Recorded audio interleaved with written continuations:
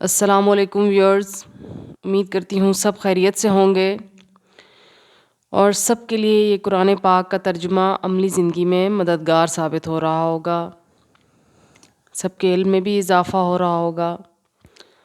اللہ پاک ہمیں سیدھے راستے پر چلنے کی توفیق عطا فرمائے اور ہمیں صحیح طرح سے اس قرآن پاک کا ترجمہ کرنے کی، اس کو سمجھنے کی توفیق عطا فرمائے۔ کسی بھی حرف پر، کسی بھی زبر زیر پر اگر کوئی بھول چوک ہو جائے تو اللہ پاک اپنی خاص رحمت کے صدقے ہمیں معاف فرمائے۔ ویورز، ہماری سورہ آل عمران چل رہی ہے اور چوتھا پارہ ہے جس کے الحمدللہ ہم نے 3 رکوع مکمل کر لیے۔ آج ہم اس کا چوتھا رکوع سٹارٹ کریں گے، تو چلیے آج کا اپنا لیسن سٹارٹ کرتے ہیں۔ اعوذ باللہ من الشیطان الرجیم، بسم اللہ الرحمن الرحیم۔ وَإِذْ، اور یاد کرو جب، غدوت، صبح سویرے، من اہلک، اپنے گھر سے، تبوئو، بٹھا رہے تھے، المومنین، مومنوں کو، مقاعد، مورچوں پر، للقتال، جنگ کے لیے،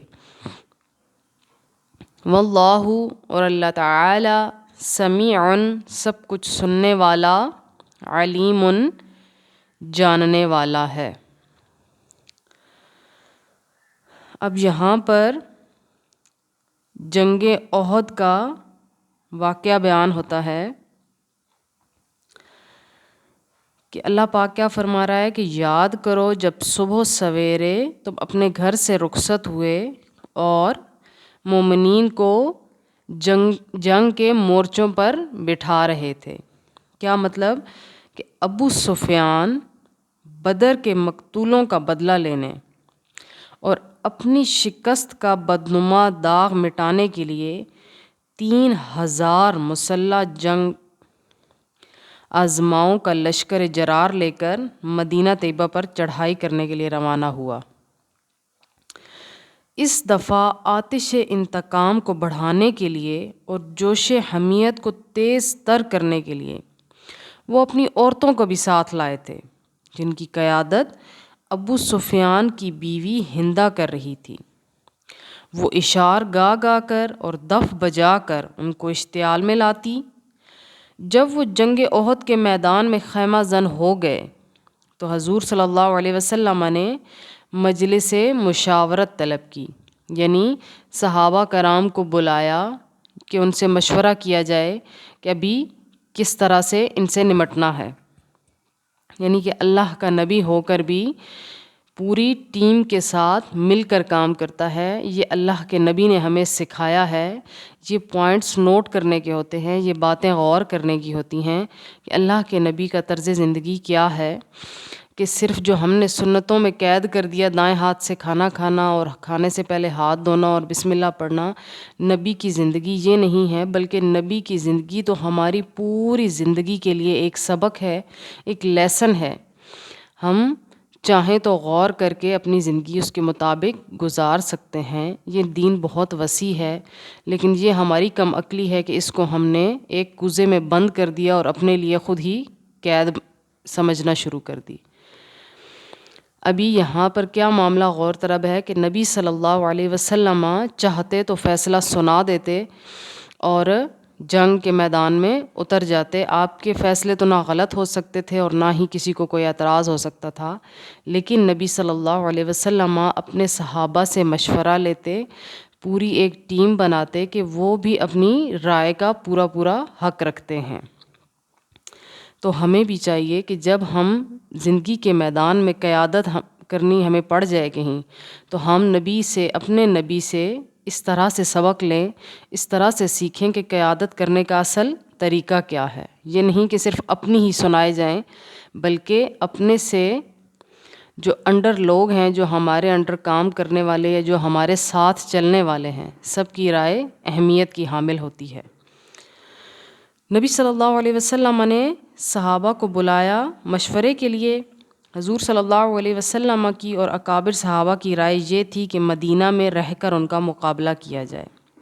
عبداللہ بن ابی جیسے پہلی بار مشورے کے لیے دعوت دی گئی اس نے بھی اس کی تائید کی، لیکن نوجوان طبقہ جو شوق شہادت سے بیتاب ہو رہا تھا اس بات پر بضد تھا کہ میدان میں نکل کر مقابلہ کیا جائے۔ چنانچہ کثرت رائے کی پیش نظر حضور صلی اللہ علیہ وسلم نے یہی فیصلہ فرما دیا اور خود زرہ پہن کر گھر سے باہر تشریف لائے اور 1000 کی فوج کے ساتھ 7 شوال 3 ہجری مدینہ منورہ سے احد کی طرف روانہ ہو گئے۔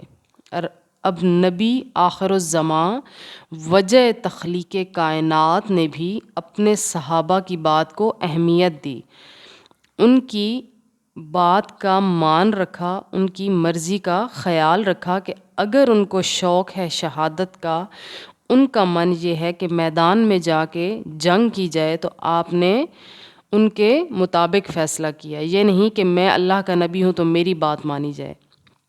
وہ اللہ کا نبی ہے، اس میں کوئی شک نہیں ہے، لیکن وہ اللہ کا نبی ہو کر بھی اپنے صحابہ کی بات کی اہمیت کو سمجھتا ہے اور ان کی بات کو اہمیت دیتا ہے۔ یہ بات ہمارے لیے غور طلب ہے۔ ہم تو کچھ بھی نہیں، ہم تو آقا علیہ الصلوۃ والسلام کی خاک کے برابر بھی نہیں ہیں۔ راستے میں ہی عبداللہ بن ابی نے اپنے 300 جنگجوؤں کو الگ کر لیا نبی صلی اللہ علیہ وسلم کے اس لشکر سے۔ اب مسلمانوں کی تعداد کفار کی تعداد سے 1/4 سے بھی کم ہو گئی۔ پہاڑ کی جانب پشت کر کے صفیں سیدھی کی گئیں۔ پہاڑ کی وہ گھاٹی جہاں سے دشمن کے اچانک حملہ آور ہونے کا خدشہ تھا، وہاں عبداللہ بن جبیر رضی اللہ تعالی عنہ کو 50 سپاہیوں کے ساتھ متعین فرمایا گیا اور انہیں تاکیدی حکم دیا کہ ہمیں خواہ فتح ہو یا شکست ہو، تمہیں ہر حالت میں یہاں ہی ٹھہرے رہنا ہوگا۔ مصعب بن عمیر کو پرچم دیا گیا۔ لشکر کے ایک بازو پر حضرت زبیر کو اور دوسرے بازو پر حضرت منظر بن عمر کو مقرر فرمایا گیا اور اپنی تلوار خوش نصیب ابو دجانہ رضی اللہ تعالی عنہ کو عنایت فرمائی۔ پہلے حلہ میں ہی کفار کے قدم اکھڑ گئے، یعنی اتنی زبردست جنگ کی مسلمانوں نے کہ کفار گھبرا گئے اور انہوں نے مسلمانوں کے حملہ کی تاب نہ لا کر پسپا ہونا شروع کر دیا۔ گھاٹی پر متعین دستہ نے جب دیکھا کہ اب کفار کو شکست ہو چکی ہے اور مال غنیمت حاصل کرنے کے لیے وہاں سے دوڑ پڑے۔ حضرت عبداللہ بن جبیر نے بہت سمجھایا، لیکن چند آدمیوں کے سوا کسی نے ان کی بات پر کان نہ دھرے۔ خالد بن ولید جو اس وقت مشرکین کے کماندار تھے، جب اس گھاٹی کو خالی دیکھا، یعنی اس پہاڑی کو جس پر نبی صلی اللہ علیہ وسلم نے 50 مسلمان کھڑے کیے تھے اور حکم فرمایا تھا کہ چاہے ہمیں شکست ہو یا ہم فتح یاب ہوں، اس گھاٹی سے میرے حکم کے بغیر نہیں ہٹنا، لیکن مسلمان جو ہیں وہ جب انہوں نے دیکھا کہ مسلمان فتح یاب ہو گئے ہیں اور کفار نے بھاگنا شروع کر دیا ہے، تو وہ مال غنیمت حاصل کرنے کے لیے وہاں سے بھاگ پڑے۔ لیکن جب کفار نے دیکھا کہ وہ گھاٹی خالی ہو گئی، یعنی مسلمان بھاگ گئے ہیں، چند مسلمان رہ گئے ہیں، تو ادھر سے خالد بن ولید نے اس گھاٹی کا چکر لگایا اور پہاڑ کا چکر لگا کر مسلمانوں پر عقب لگا کر حملہ کر دیا۔ اب کیا تھا کہ لشکر اسلام میں انتشار پڑ گیا، نظم و ضبط قائم نہ رہ سکا۔ عبداللہ بن کما اور عتبہ نے اپنے چند ساتھیوں کے ساتھ حضور صلی اللہ علیہ وسلم پر حملہ کر دیا۔ حضور صلی اللہ علیہ وسلم کے دندان مبارک شہید ہو گئے، پیشانی اقدس اور روئے انور زخمی ہو گیا، اور یہ افواہ بھی اڑ گئی کہ حضور صلی اللہ علیہ وسلم شہید ہو گئے ہیں، جس نے صحابہ کرام کے رہ سے ہوش بھی اڑا دیے۔ لیکن جانثار غلاموں کا ایک گروہ اس وقت بھی پروانہ وار نثار ہو رہا تھا۔ حضرت مصعب رضی اللہ تعالی عنہ عمل بردار نے حضور صلی اللہ علیہ وسلم کے سامنے شہادت پائی، علم بردار یعنی جن کے ہاتھ میں جھنڈا تھا۔ ان کے بعد پرچم حضرت سیدنا علی مرتضیٰ رضی اللہ تعالی عنہ نے لے لیا۔ حضرت ابو دجانہ نے اپنے حضور صلی اللہ علیہ وسلم پر ڈھال بنا کر رکھا تھا، ہر تیر اپنی پشت پر روکتے۔ حضرت طلحہ تلوار کا وار اپنے بازو پر روکتے۔ یہ صحابہ کی محبت تھی۔ حضرات ابو بکر صدیق، علی مرتضیٰ، ابو عبید رضی اللہ تعالی عنہ اور مالک بن سنار رضی اللہ تعالی عنہ وغیرہ نے دشمن کے زبردست ریلے کو پیچھے ہٹایا۔ جب ادھر ادھر میدان جنگ میں کفار سے مصروف پیکار مسلمان انہوں نے حضور صلی اللہ علیہ وسلم کی سلامتی کی اطلاع سنی تو سب دوڑ کر حضور صلی اللہ علیہ وسلم کے ارد گرد جمع ہو گئے اور کفار پر اپنے اونٹوں پر سوار ہو کر مکہ کی طرف روانہ ہونا پڑا۔ یہ درست ہے کہ اس کو کفار مکہ کی فتح نہیں کہا جا سکتا، لیکن اس میں شک بھی نہیں کہ مسلمانوں کو سخت نقصان اٹھانا پڑا۔ اس جنگ میں 70 صحابہ کرام شہید ہو گئے، جن میں حضرت سیدنا حمزہ رضی اللہ تعالی عنہ بھی شامل تھے، جن کو حبشی نے پیچھے سے نیزہ مارا تھا۔ یہ اتنا بڑا نقصان مسلمانوں کو کس وجہ سے ہوا کہ انہوں نے اپنے قائد کی بات نہیں مانی۔ جب قائد نے حکم دیا کہ تم نے اس گھاٹی کو نہیں چھوڑنا، چاہے ہم فتح یاب ہو جائیں یا ہمیں شکست ہو جائے، جب تک میرا حکم نہ ہو، انہوں نے حکم کے بغیر اس گھاٹی کو چھوڑا اور آخرکار اتنا بڑا نقصان اٹھانا پڑا۔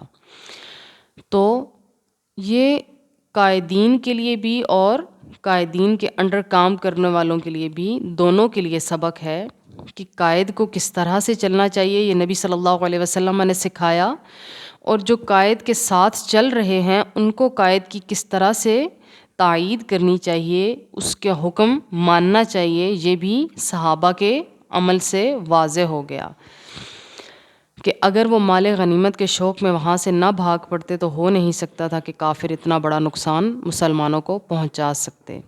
اللہ پاک ہمیں صحیح طرح سے سمجھنے کی توفیق عطا فرمائے۔ آج کی ویڈیو کچھ زیادہ لمبی ہو گئی، اس لیے اس کو یہاں تک ہی رکھتے ہیں۔ نیکسٹ انشاءاللہ نیکسٹ ویڈیو میں، تب تک کے لیے اللہ حافظ۔